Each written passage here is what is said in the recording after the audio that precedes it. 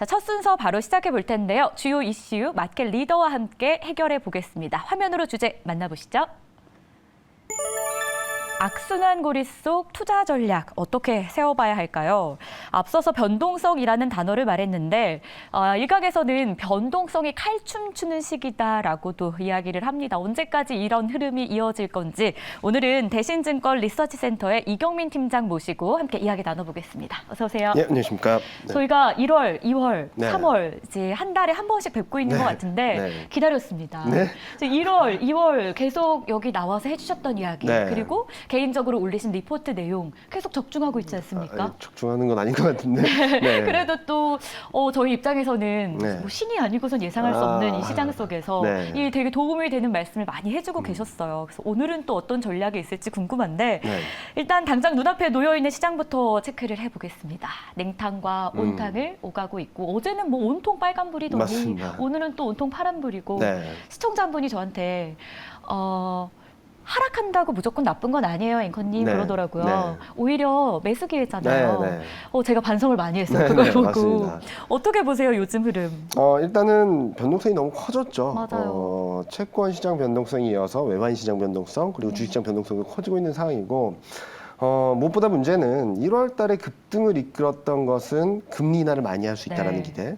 2월 달에 증시를 잘 버티게 만들어줬던 것은 노랜딩.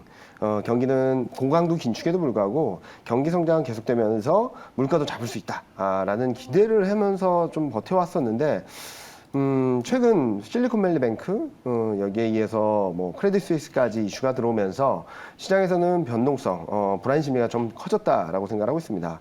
뭐 어제는 급등하고 오늘은 급락하고 뭐 계속 이런 불안정한 흐름들을 반복하고 있는데요. 네. 그만큼 심리가 불안정하다라고 보시는 게 맞을 것 같습니다. 지금 현재 시점에서 추세적인 상승을 기대하기보다는 3월 23일 새벽 3월 FMC가 확인되기 전까지는 좀 이런 불안한 등락이 반복되면서 방향성 자체는 좀 밑으로 가지 않을까라는 예상을 하고 있으니까 뭐 앞서 말씀하신 것처럼 저는 이번에 조정이 나오게 된다면 매수 기회다라고 생각하고 있습니다. 그런데 아직까지 바닥은 나오지 않았다라는 판단을 하고 있고 3월 23일 FMC 결정 이후 거기서 분위기 반전의 계기를 만들든지 아니면 좀 언더슈팅이 있든지 하더라도 저는 좀 매수하는 기회가 올 테니까 조금만 기다리자라는 말씀을 많이 드리고 있습니다. 조금 기다려보자. 다음 네. 주에 어쨌든 FOMC 회의 결과 또 우리가 봐야 되기 때문에 그때까지는 좀 더 조정이 있을 것이다. 네.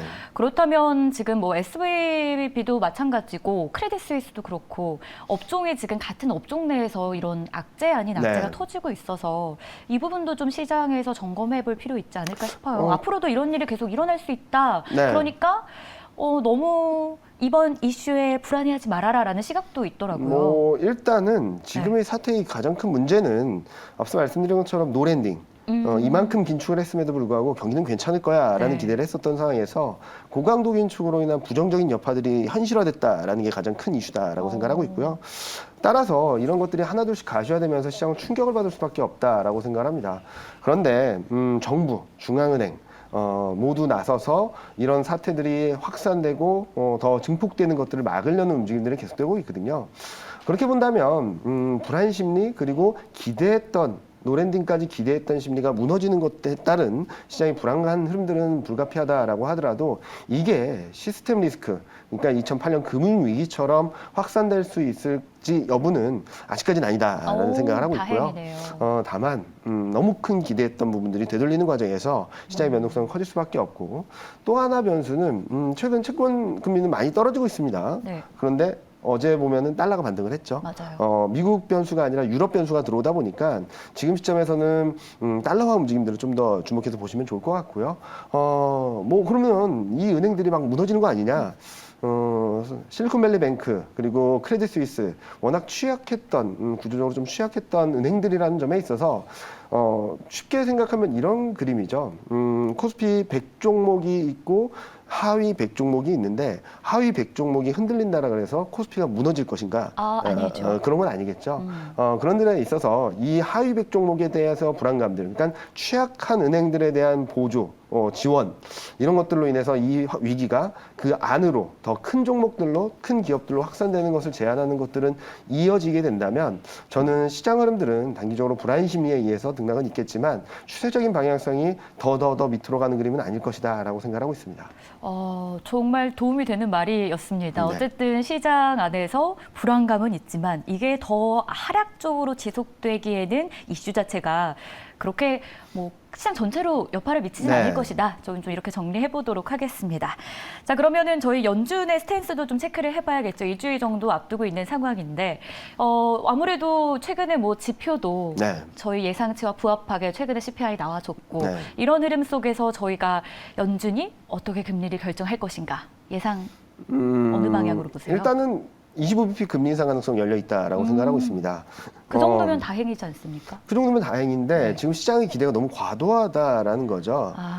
시장의 컨센서스를 집계해서 보면은 지금 시장 전망은 어느 수준이냐면 3월, 5월 중 한 번 할 수 있고 그 다음부터는 금리 인상을 빠르게 이어가면서 올해 말 내년 초까지는 100bp 4번 금리 인하한다라는 기대감이 들어와 있거든요. 그러니까 이번 25bp 금리 인상 가능성도 좀 반반으로 보고 있는 것 같습니다, 시장이. 앞서도 말씀드렸던 것처럼 시장의 기대가 크면 실망도 큰 법입니다. 맞아요. 그래서 지금 현재 시장에서는 금리 동결에 대한 기대감들을 사고 있는데 저는 그 가능성은 좀 높지 않다라는 말씀을 드리고 있고요. 그런데 금리 인상을 하냐 안 하냐의 문제보다도 지금의 가장 관건은 올해 점도표겠죠. 12월에 제시한 점도표가 5.1입니다. 지금 시장의 금리, 기준금리 상단은 4.8이고요. 30bp 점도표를 내려줄 수 있다라는 기대를 하고 있는 상황이라서 최소한 이 기대가 좀 과하지 않을까? 만약에 점도표를 동결하거나 아니면 상향 조정할 경우에는 시장에 충격이 있지 않을까라는 생각을 하고 있어서 계속적으로 말씀드리는 부분은 3월 23일 FOMC 회의를 확인하고 대응하셔도 늦지 않다라는 말씀을 드리고 있고요. 만약에 이번 주말 다음 주를 지나면서 금리 인상에 대한 걱정들이 다시 들어오고 시장이 먼저 조정을 받는다면 그 충격의 강도는 제한적이겠지만 금리 인하 가능성을 굉장히 세게 열어놓은 상황에서 FOMC 결과가 예상보다 못하다, 예상보다 좀 매파적이다라는 실망이 것만으로도 클 것 같아요. 실망이 좀 클 수 있다라고 보는 거죠. 자, 그러면은 거꾸로 말씀드려서 금리 동결하고 점도표를 내리고 금리 인하를 한다면 시장이 좋을까요?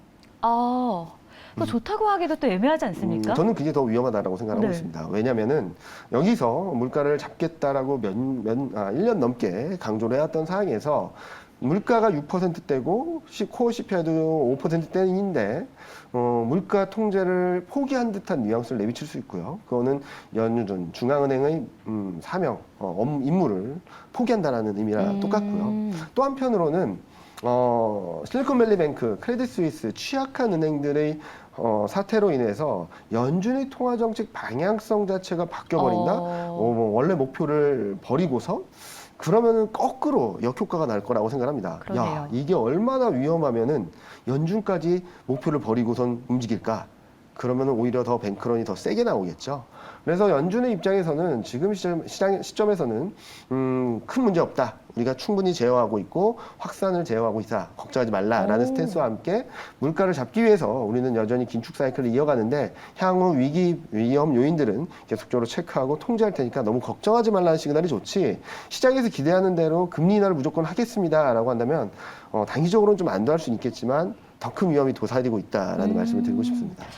너무 설득력 있어서 제가 지금 들으면서 고개를 계속 끄덕거렸는데 네. 정리를 하려고 보니까 뭐 시청자분들이 다 알아들으셨으리라 믿습니다. 네. 정리가 안 되고 제가 공부를 한 느낌이 네. 지금 들어가지고 네.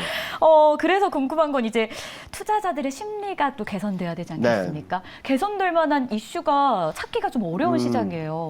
일단은 앞서 말씀드린 대로 연준이 기존 스탠스대로 이어가는 가운데 네. 시장의 심리를 억누르려는 그냥 최근 위험 요인들은 우리가 충분히 제어하고 있으니까 너무 걱정하지 말라라는 얘기 하나와 함께 그리고 통화정책 사이클로 본다면 아마 3월 FOMC가 그나마 가장 매파적인 스탠스를 네. 보일 수 있는 시점이다라고 생각하거든요. 향후 2분기 하반기로 가면 갈수록 미국 경기는 좀 더 안 좋아질 수 있고요. 이 와중에 이번에 실리콘밸리뱅크라든지 크레딧 스위스 같은 이슈들이 중간중간 벌어지게 된다면 연준의 통화 정책은 더 매파적으로 가기보다는 좀 완화적으로 갈 수밖에 없다라고 보고 있어서 통화 정책 부분에 있어서는 충분히 좀 완화적인 그림으로 시간을 두고 들어가지 않을까라는 예상을 하고 있고 두 번째로는 중국입니다. 중국 경기가 좀 회복되는 모습들이 어제 같은 경우 실물 지표를 통해서 확인되고 있는데요. 이런 그림들이 나타나게 된다면 미국은 통화정책 부담을 조금씩 덜어내고 중국은 경기 회복이 조금 가시화되게 된다면 한국 경제에도 플러스 요인이 분명히 되지 않을까라는 예상을 하고 있습니다. 네. 그러면 어쨌든 저희가 지금 볼 수 있는 거는 좀 요약해서 말하면 중국밖에 없는 겁니까? 펀더멘털적인 측면에서는 중국을 좀 더 기대해 봐야 되는 상황이고요. 통화정책적인 측면에서는 미국 쪽이 어떻게 변하는지 좀 봐야 되지 않을까 생각하고 있습니다. 맞습니다. 어쨌건 우리 내부적으로는 조금 힘이 약한 상황이다라고 볼 수밖에 없는 요즘 네, 흐름인 맞습니다. 것 같고요. 외부적인 우리를 다시 한번 개선시켜줄 요소를 찾자면 중국의 경기 회복도 있을 것이고 다음 주에 있을 통화정책 방향도 한번 지켜보도록 하겠습니다. 자, 그럼 이번에는 저희 안쪽에 있는 문제를 좀 짚어봅니다. 무역 적자 계속 이어지고 있는데 언제쯤 회복될지 궁금해요. 어느 정도로 예상하세요? 저희는 2분기쯤 바닥을 지날 수 있지 않을까라는 예상을 하고 있는데 바닥이 2분기. 네, 첫 번째로는 한국 수출이 너무 안 좋았죠. 그리고 두 번째로는 원자재 가격이 너무 급등을 하면서 무역 수지 적자가 굉장히 안 좋아졌습니다. 수출은 굉장히 안 좋아지고 있는데 수입 비용은 커진 데 따른 부작용이라고 생각할 수 있겠는데 요 변수들이 2분기를 지나면서 최악의 상황은 지날 수 있다라고 생각합니다. 첫 번째, 수출이 왜 이렇게 안 좋았냐? 네. 중국하고 반도체 때문입니다. 중국 경기가 워낙 안 좋았고 여러 가지 외교적 문제로 인해서 중국과의 교역이 굉장히 급격히 악화되는 상황이었는데 중국 경기 회복이 가시화되게 된다면 이런 부분들이 조금씩 회복되지 않을까라는 예상을 하고 있고요. 그리고 두 번째로는 반도체인데요. 반도체 수출 굉장히 안 좋아지고 있는데 물량도 문제지만 가격이 워낙 급락을 하면서 나타난 현상입니다. 아마 1분기를 저점으로 좀 늦는다 하더라도 2분기 초중반을 저점으로 바닥을 잡을 가능성이 있다라고 열어놓고 본다면 수출 쪽에서도 최악의 상황을 지나지 않을까라는 생각을 하고 있고요. 자, 그러면은 수입 물가가 오른 부분은 어떻게 할까? 작년에 2월, 3월 달이 물가가 가장 높았었고 네. 4월, 5월까지도 물가, 원자재 가격들이 높은 수준을 유지했었죠. 그래서 아마 올해 2분기, 3분기에는 국제유가 전년 대비 변화율을 봤을 때 20%, 마이너스 30%까지 갈 수 있거든요. 그러면은 작년과의 반대의 효과들이 들어오겠죠. 그런 것들을 감안해서 본다면 수출이 바닥을 지나고 원자재 가격으로 인한 수입 물가 상승 압력이 좀 완화되게 된다면 한국 무역 수지 적자도 조금씩 회복되는 모습들을 보여주지 않을까라는 예상을 하고 있어서 이런 것들을 종합해서 봤을 때 제가 앞서 말씀드린 것처럼 미국은 통화 정책에 대한 부담을 조금씩 덜어내는 과정을 갈 것이고 중국 경기 회복, 반도체 턴어라운드, 무역 수지 적자 축소. 그러면은 워낙 강세가 전개되겠죠. 이런 그림들로 인해서 저희는 이번 조정이 어느 깊이까지 갈지는 좀 봐야 되겠고 저희가 3월 달에 제시드린 하단이 2200선이긴 하지만 네. 언더슈팅이 있다 하더라도 시간을 두고 바라봤을 때 조금 더 좋아지는 그림이 나타나게 된다면 좀 매수 기회가 되지 않을까라는 생각을 하고 있습니다. 매수 기회라는 또 반가운 소식을 네. 함께 전달해 주십니다. 사실 저희가 2월에 만났을 때도 2,500을 눈앞에 둔 상태에서 네. 저희가 이 대담을 한번 이어갔었어요. 네. 근데 결국 2,500을 못 가고 네. 계속 또 마이너스 아래로 내려가서 여기까지 오게 됐는데 저희 그러면은 투자 전략 좀 3월은 어떻게 세워봐야 될지 궁금합니다. 3월 말에 네. 조정이 있다면 네. 그건 매수 기회다라고 네. 이야기를 3월 초에 하셨더라고요. 네, 맞습니다. 네. 지금입니까? 지금은 아니죠. 이제 3월 FMC가 네. 다음 주잖아요. 다음 주 결과를 보고 매매 타이밍을 조절하시면 될 것 같아요. 만약에 예를 들어서 시장의 우호적인 기본 조건은 시장이 지금 4.8 기준금리 고점을 생각을 하고 있는데 이거보다는 좀 더 높아져야 되겠죠. 그 와중에 증시는 좀 밀려날 수 있고 이 과정을 통해서 코스피가 2200선대로 들어간 상황에서 3월 FMC 결과가 시장의 우호적인 시장의 심리를 진정시켜주는 변화가 있었다면 좀 매수 관점을 매수 타이밍을 좀 더 빠르게 가져가면 좋으실 것 같고요. 만약에 점도표가 상향 조정되고 금리 인상에 대한 가능성들이 좀 더 열리고 매파적인 스탠스를 또다시 피력하게 된다면 단기 충격은 있을 겁니다. 그럴 경우에는 좀 매수 타이밍을 좀 늦춰서 좀 최대한 저점에서 잡아가는 매수하는 포인트를 맞춰가시면 좋지 않을까라는 생각을 하고 있습니다. 여기서 주목하실 부분은 반도체 인터넷 1월 달에 급반등을 했다 최근 밀려나고 있고 전저점 수준에 근접하고 있는 업종들을 먼저 바라보시면 좋다라고 생각하고 있고요. 2차 전지, 자동차 여전히 뜨겁긴 한데 3월 말 IRA 법안 세부 내용이 공개됩니다. 거기에 대한 기대감들이 일정 부분 녹아들어 있다고 본다면 실질적인 내용이 공개된 이후 시장이 어떤 반응을 보일지 확인하고 대응하셔도 늦지 않으니까 지금 관심을 갖고 바라봐야 될 업종은 반도체 인터넷. 다만 3월 23일 FMC가 끝난 뒤에 시장을 반응을 보고 대응해도 늦지 않다라는 말씀을 드리고 싶습니다.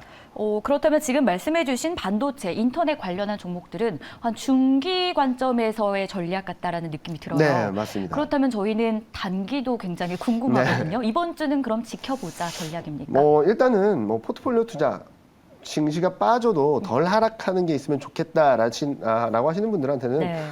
그동안 소외되었던 업종, 내수주 이쪽들이 좀 순환매 차원에서 움직일 수 있다라고 생각하거든요. 특히 제약바이오 중에 대형 제약사들 그리고 음식료, 통신 이런 쪽들의 반등 시도는 있을 거라고 생각하는데 증시가 하락할 때 이들 업종이 쭉쭉 뻗어나가는 그림이라기보다는 좀 상대적으로 선방할 수 있다, 상대적으로 수익이 조금은 날 수 있다 정도지 엄청난 수익률을 보여주지 않을 거라고 생각하니까. 지금은 전반적인 포트폴리오나 투자 전략을 좀 보수적으로 안정적으로 가져가시는 가운데 플러스 알파 또는 나는 덜 하락해도 이 종목들을 갖고 싶어라고 하시는 분들은 제약바이오 중에 대형 제약사, 대형 제약사, 음식료 그리고 통신 그동안 굉장히 눌려 있었던 종목들을 한번 짧게 관심을 가져보시면 그나마 좀 안정적인 선택이 되지 않을까라는 생각을 하고 있습니다. 관심 밖이었던 그리고 네. 눌려있던 그런 종목을 보자라고 이야기해 주셨는데 마지막 질문입니다. 그럼 장기 관점에서는요. 네. 저희가 4월에 예약이 돼 있는지는 잘 모르겠지만 네. 또 뵙고 싶습니다. 네, 네. 그 전까지 저희가 또 전략을 좀 생각해 봐야 되지 않겠습니까? 일단은 저는 지금은 변동성을 활용한 분할 매수 말씀을 드리고 있는데요. 가장 먼저 봐야 될 건 앞서 말씀드렸던 반도체하고 인터넷 업종이고요. 왜냐면은 1월 달에 많이 올랐다가 먼저 조정을 받고 있어서 좀 저점권에서 매수할 수 있는 기회가 올 것이다. 네. 그런데 내려갈 때 사고 반등할 때는 좀 기다리자라는 말씀을 드리면서 변동성을 활용한 분할 매수라고 말씀드리거든요. 네. 왜냐하면 따라가서 사는 전략은 좀 자제할 필요가 있다라고 생각하고 있고요. 아직까지는. 그리고 2차 전지와 자동차는 최근까지도 굉장히 강한 모습들, 견조한 모습들을 보여주고 있는데 조금 늦게 사도 크게 무리가 없다. 지금은 단기적으로 좀 과열권, 실적 대비, 펀더멘탈 대비 좀 많이 올라온 상황이라서 조정 뒤 매수하는 전략에 맞지 않을까라는 생각을 합니다. 다시 정리해서 말씀드리면 저희는 올해 연말 내년까지 반도체 그리고 인터넷, 2차 전지, 자동차, 방산 이런 쪽들을 굉장히 유망하다고 유망하다고 생각을 하거든요. 그런데 매매 타이밍에 있어서는 먼저 조정받은 업종들을 사고 아직까지 견조한 업종들은 조금 더 기다리면 좀 더 싼 구간에서 매수할 기회가 올 것이다라고 말씀드리고 있습니다. 좋습니다. 자, 이렇게 해서 오늘 시장 좀 오락가락하고 있고 이번 주 그리고 다음 주에 또 주요 이슈 앞두고 있어서 시장 큰 그림 함께 점검해 봤습니다. 지금까지 대신증권 리서치센터의 이호민 팀장과 함께했습니다. 고맙습니다. 네, 감사합니다.